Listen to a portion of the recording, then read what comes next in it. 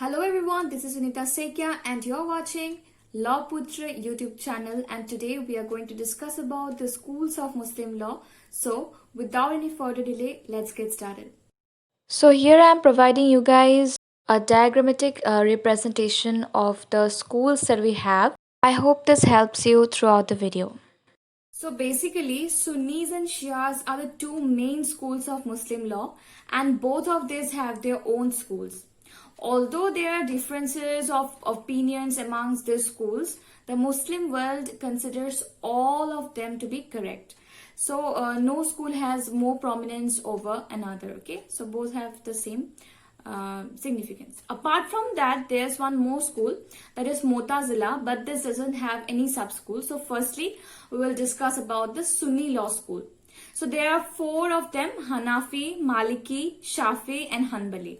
So the first is Hanafi school. Okay, Hanafi school, which is the most popular one amongst Muslims, derives its name from its founder, which is Abu Hanifa. This school customs and precedents of the Muslim community as the traditions of Prophet Muhammad. Okay, so this school depends upon the customs and traditions. This is because the Prophet had disallowed codification of his words and sayings. So whenever the Quran did not explain anything, then this school relied on the Prophet's traditions.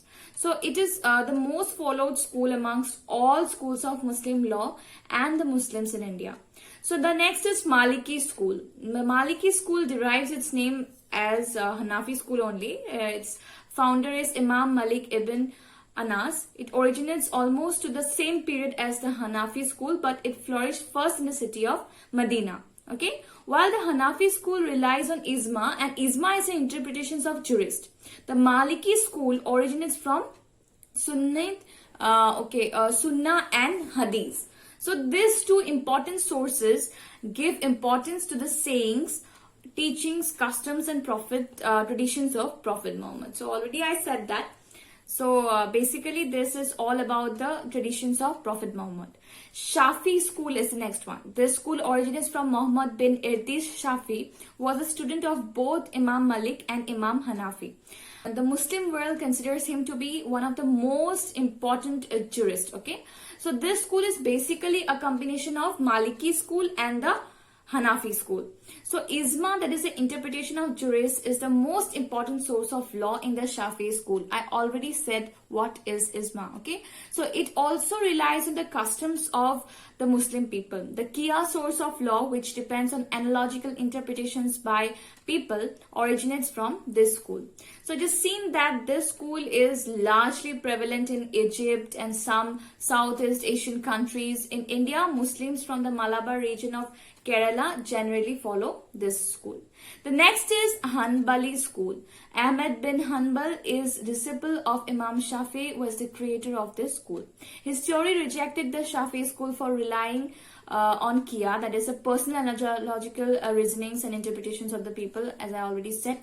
Instead, he insisted on going back to Sunnah and Hadith to interpret the Quran and other laws. So this was because in his opinion, the teachings and traditions of Prophet Muhammad matter more than people's interpretation. So as a result, what happened? Imam Hanbal collected thousands of hadiths and codified them in his book named as Musnad. So people of Saudi Arabia, Syria and the surrounding region generally follow to this Hanbali school. So in a nutshell, what we can say is that Shafi'i believed that more than interpretation of people, Prophet's teachings and traditions matters the most. Okay.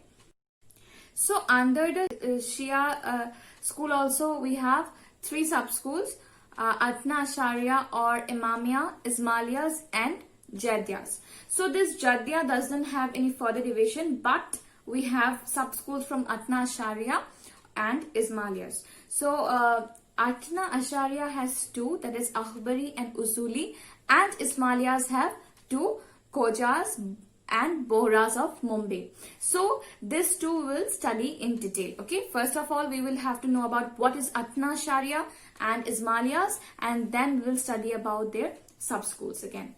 Okay, Here I am giving you guys a quick review of the Sunni sub schools. their founder, prevalences, and important points. I hope it helps. This Imamia, that is Atna Sharia school, they believe that Ali and the 12 succeeding Imams after him possess some spiritual powers. So thus whatever the Imam said or does becomes law. Okay, so the source of law recognized by them is the traditions of Imams.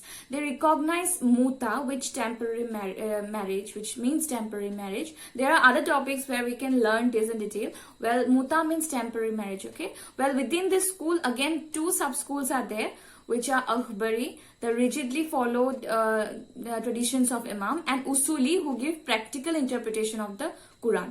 So this school is prevalent in India, Iraq, Lebanon, Pakistan, and Iran. So we have known about their location where this school is prevalent, and also we have known Atna Sharia in detail. So, and their sub schools also we have come to know, that is Akhbari and Usuli. And what are they? We have also discussed about that. So the next is Ismailiyas. Ismailia school, they believe that the Imams who came after Ismail, the eldest son of Jafar Sadiq, who was disinherited by his father and who was not generally accepted by the seventh Imam of the Shia Muslims, are alive, although they have decided to conceal their existence. And this Khojas and the Bohras form the two main groups of the Islamia school in India. I already said their sub-branches.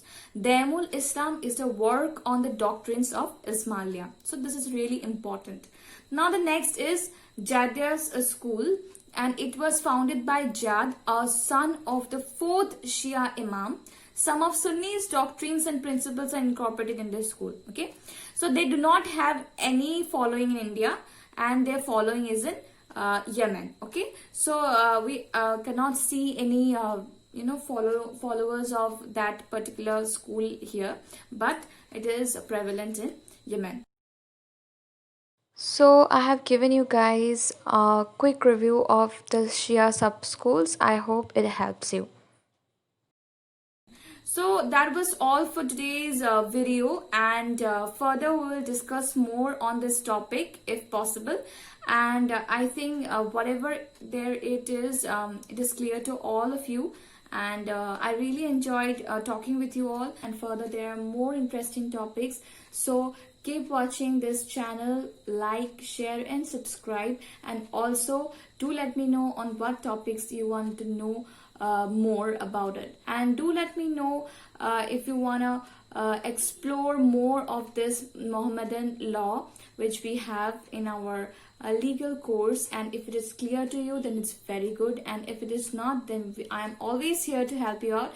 So with this hope, let's meet again in the next video. Till then, take care. Bye.